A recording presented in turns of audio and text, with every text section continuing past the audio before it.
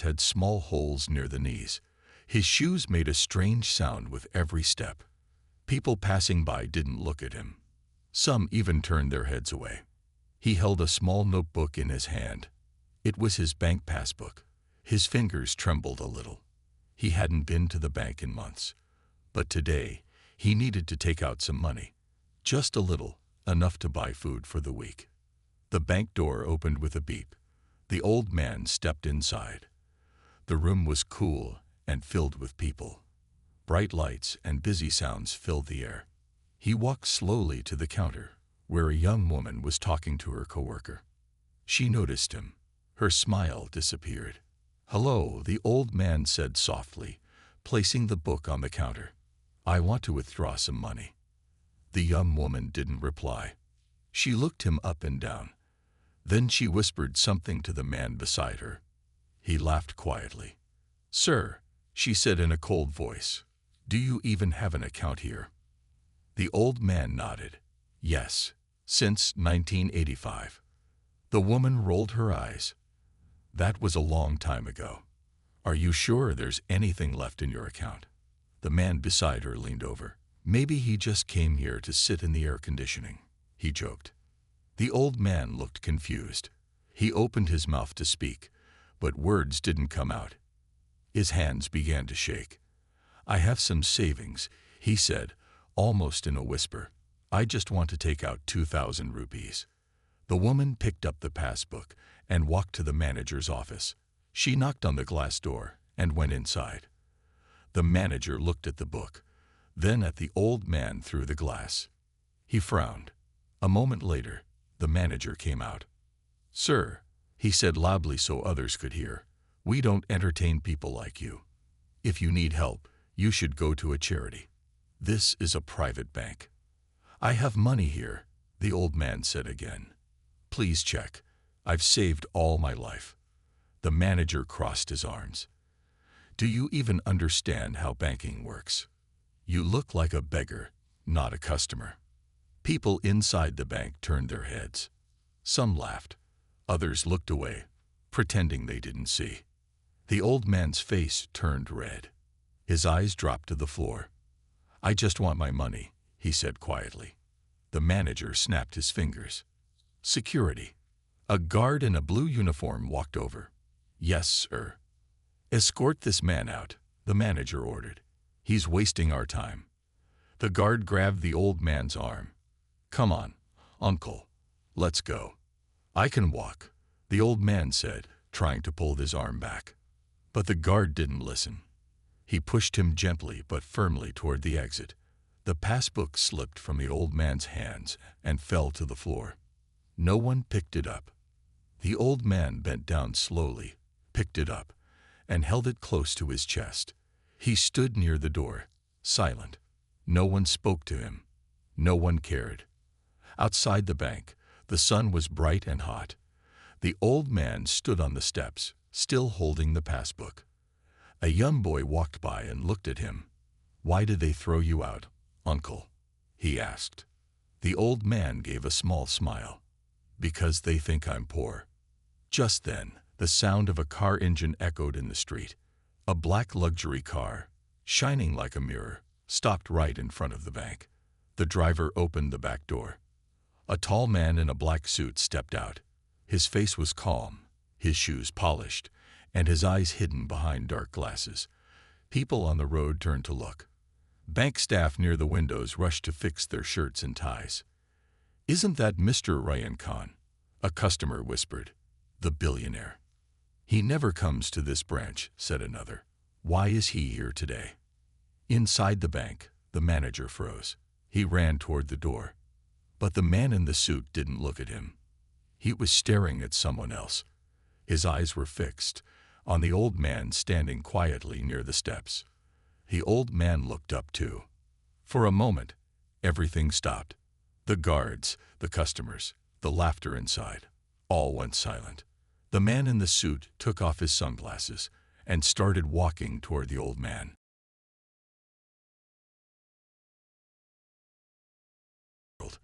People stopped walking. Even the cars behind it waited in silence as if they understood someone important had arrived. The tall man in the black suit adjusted his sunglasses, then slowly took them off. His face was calm, but his eyes were sharp. His watch sparkled in the sunlight. His shoes were spotless, and his suit looked like it cost more than a small car. Everyone knew his name, Rayan Khan.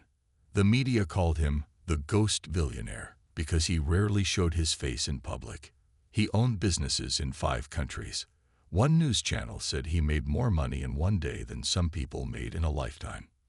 But today, Rayan Khan didn't walk into a boardroom. He walked toward an old man standing quietly outside a bank. The old man looked up, his tired eyes meeting the billionaire's. He blinked, unsure.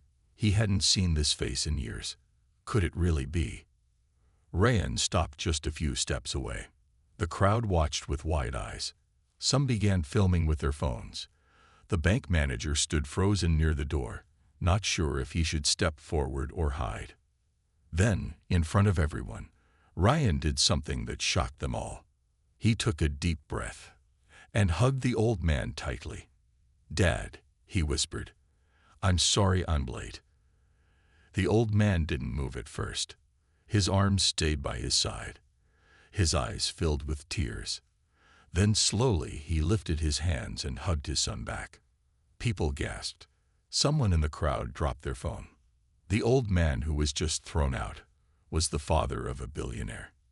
Inside the bank, the woman at the counter turned pale. The man beside her dropped his pen. The security guard stepped back slowly, his face full of fear. The manager rushed forward, pretending to smile.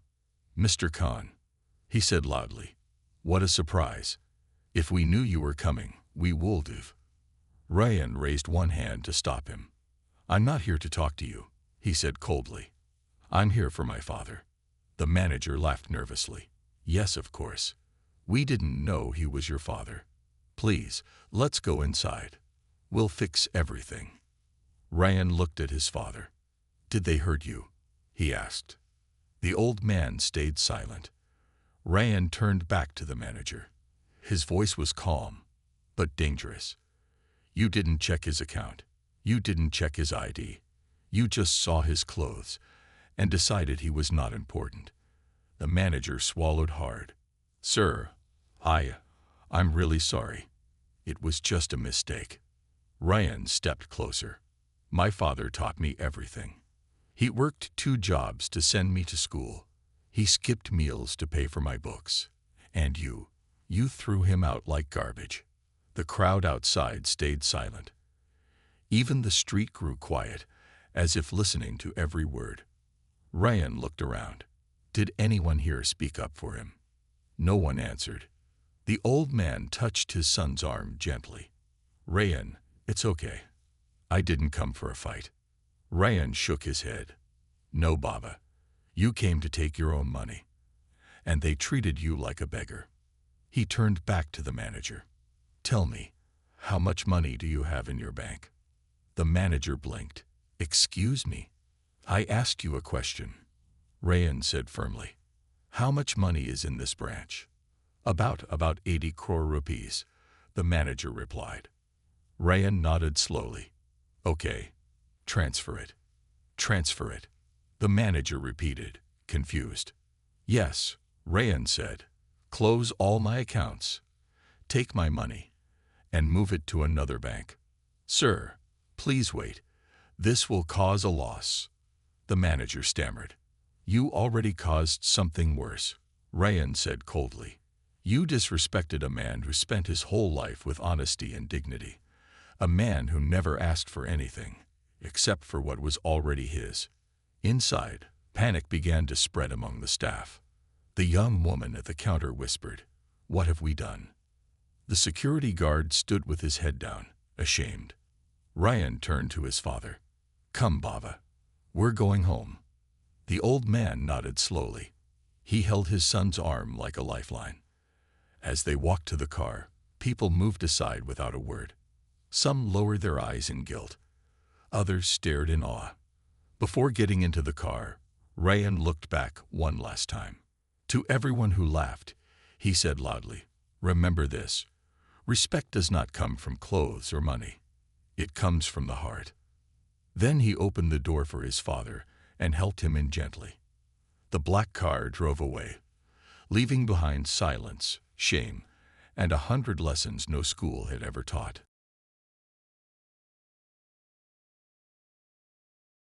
And silent. Rayan sat beside his father, eyes looking straight ahead. But inside, his heart was heavy. He had waited years for this moment, yet now, he didn't know what to say. His father looked out the window. The world had changed so much. Buildings were taller. Cars were faster. But one thing hadn't changed: the kindness in his heart. After a few minutes, Rayan broke the silence. "Baba, I should have come sooner." The old man gave a small smile. "You came. That's enough." Rayan's throat tightened. "You were always there for me. Always. And when I finally had everything, I stayed away." The driver turned left. They were heading to a quiet neighborhood, the place where Rayan had grown up. The small house still stood on the corner of the street. Paint was peeling. The gate was rusted. But the garden was full of flowers, just like it used to be. A little broken, but still alive. As they entered the house, memories hit Rayan like a wave. The broken chair in the corner. The old photo of his mother on the wall. The smell of warm tea and hope. Rayan sat down slowly. He looked around and whispered, "Nothing has changed." His father replied, "Everything has changed, Beta. You have." Flashback. The boy who dreamed big. Rayan was only 10 when he first said, "One day, I'll be rich. Not for cars, not for clothes, but so he could buy his father a new pair of shoes." He remembered watching his father walk to work every day, 5 kilometers in the same worn-out shoes, never complaining, never asking for more. The old man worked at a small printing shop. He earned just enough to pay rent and buy simple food. But every evening, he came home smiling, because he had his son. Even when money was tight, he never let Rayan feel poor. On Rayan's birthday, he once sold his wristwatch to buy a small chocolate cake. He told Rayan, "Success is not about having money. It's about having a reason to wake up." That reason was always Rayan. Why Rayan left? At 18, Rayan got a scholarship to a college in another country. His father cried at the airport but said nothing. He just hugged him tightly and said, "Don't come back empty-handed." Rayan studied hard, worked part-time jobs, slept less, ate cheap meals. He started a small tech business with borrowed money. People laughed at him. But he remembered his father's words, "Work in silence. Let your success speak." And it did. In just 5 years, Rayan's company exploded.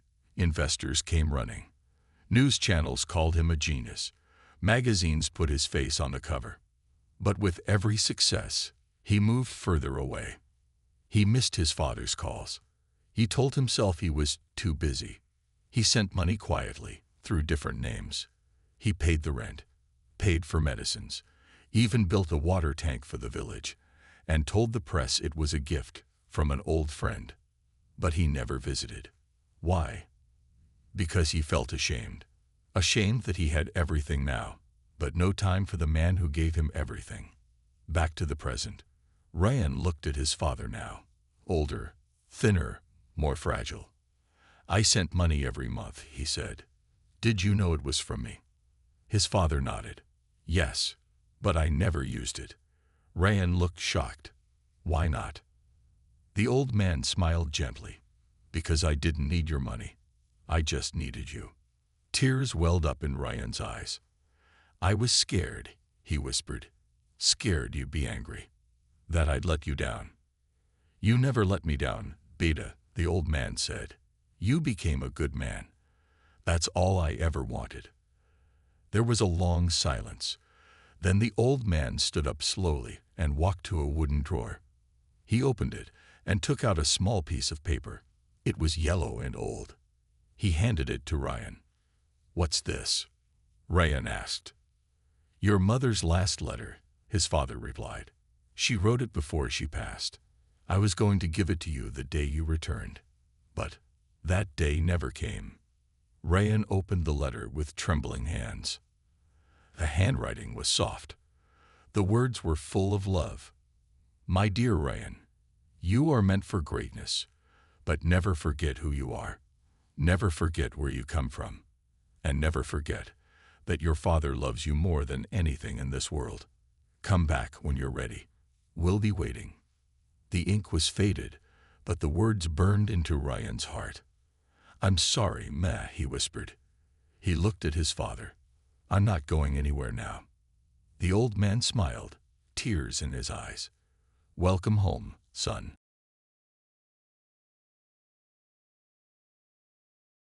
No one smiled. The laughter and noise from earlier had vanished. The manager, Mr. Sinha, sat alone in his glass office. The lights were on, but his heart felt dark. He held the old man's passbook in his hands, the same book he had mocked just hours ago. Now he stared at it like it was a mirror reflecting his own shame. His hands trembled. His forehead was wet with sweat. He remembered every word he had said. Do you even have an account here? You look like a beggar. Security, throw him out. At the time, he had felt proud, powerful, in control. But now, all he felt was guilt. The truth hurts. He had worked in banks for 20 years. He wore fine clothes, spoke in polished English, and walked like a man of importance. But today, in front of the whole city, he had been exposed. The man he insulted turned out to be the father of the most powerful client the bank had ever known. A billionaire's father. And Mr. Sinha, just a man in a chair, full of pride but empty of wisdom. His assistant knocked softly on the door. Sir, she said, people are talking. The video, it's gone viral. Mr. Sinha looked up. Video. She nodded. Someone recorded everything. Rayan Khan's speech, him hugging his father, your face when you tried to stop him. The manager's stomach dropped. The assistant continued. The hashtag is trending. Hashtag respect the elders. Even news channels are talking about it. Mr. Sinha leaned back in his chair, his eyes staring at nothing. The mirror of shame. He left his office and walked to the customer lounge. Everyone turned to look at him. No one smiled now.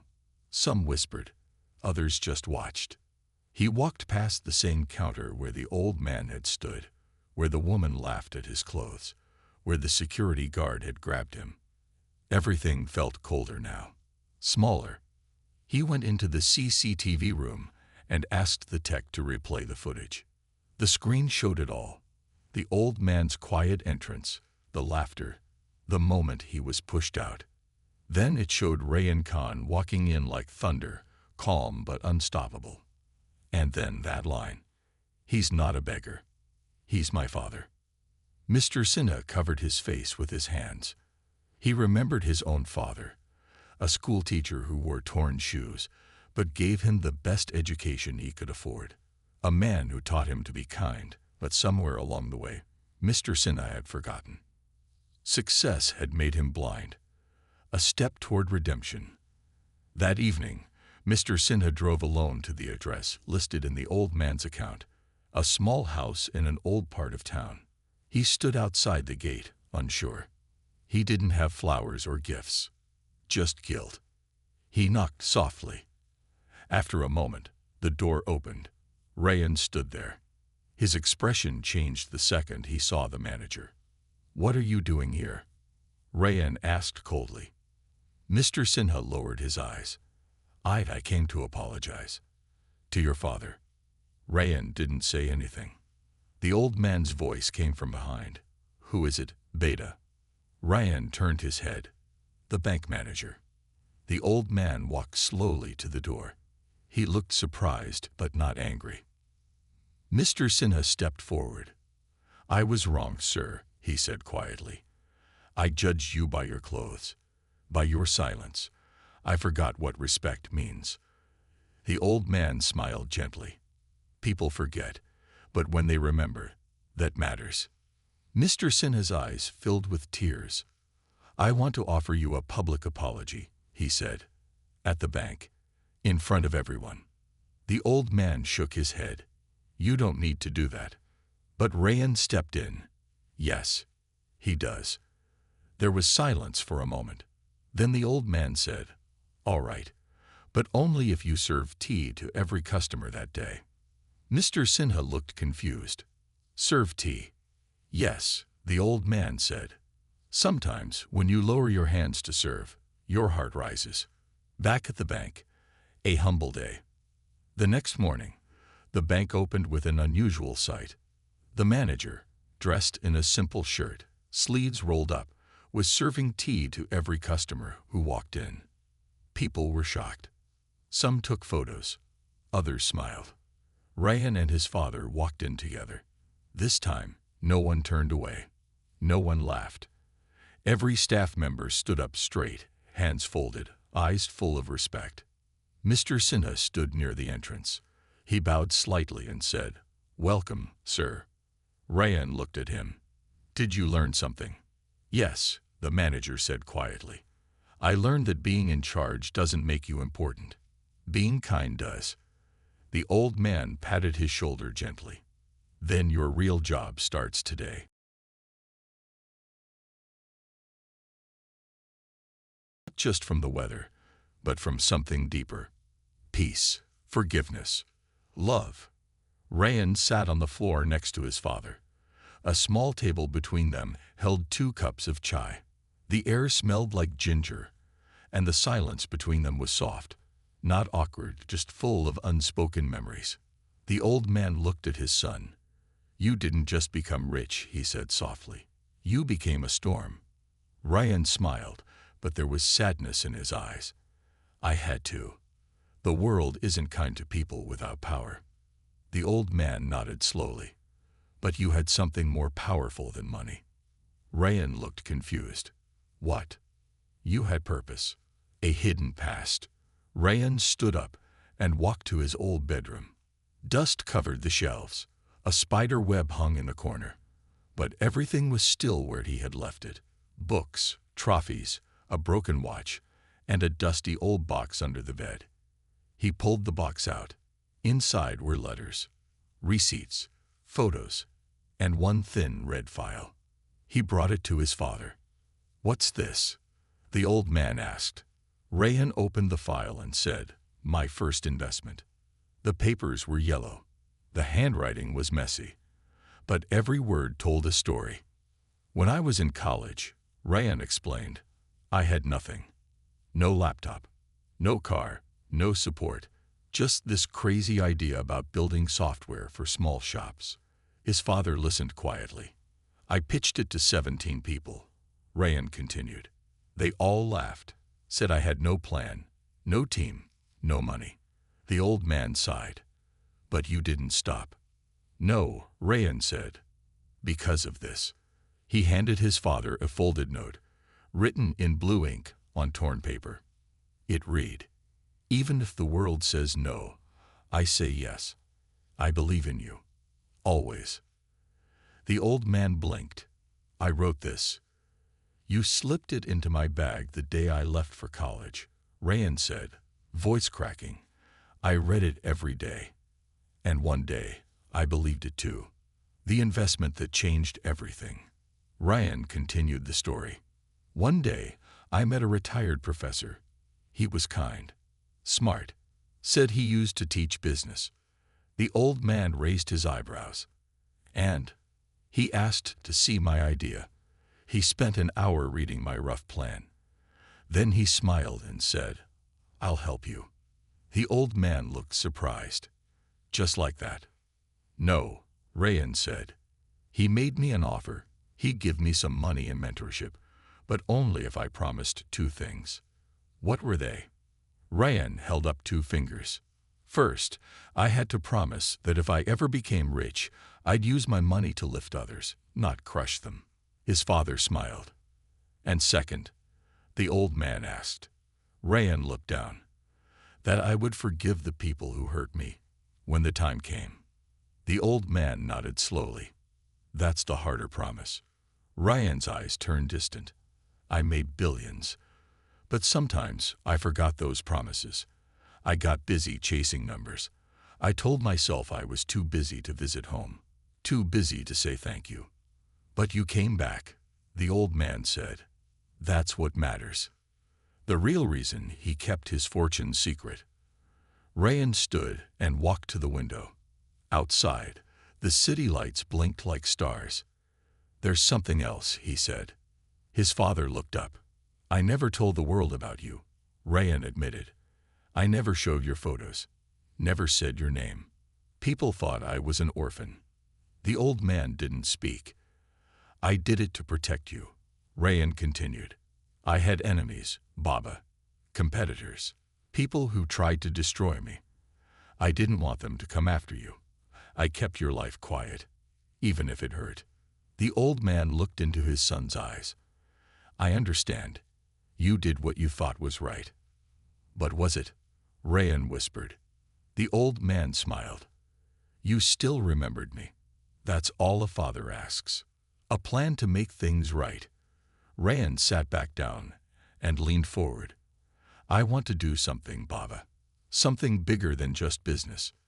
The old man looked curious. Like what? I want to build a foundation. In your name. A place for retired workers, old parents who are forgotten. I'll call it the Father's House. The old man's eyes filled with tears. You don't need to do that. I want to, Rayan said. You taught me everything. How to be strong, how to dream, how to be kind. Now I want to pass that on.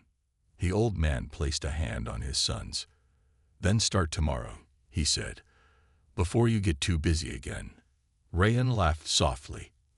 I won't get busy again. Not like before. One last thing. The old man reached into his pocket. I have something for you, he said. He pulled out a small photo, faded and old. It showed a little boy sitting on his father's shoulders, both of them laughing. Rayan looked at it, eyes full of emotion. I remember this day, he whispered. We had no money, but it was the happiest I've ever been. The old man nodded, because love doesn't need money. It just needs time. Would you like me to begin part 6 now?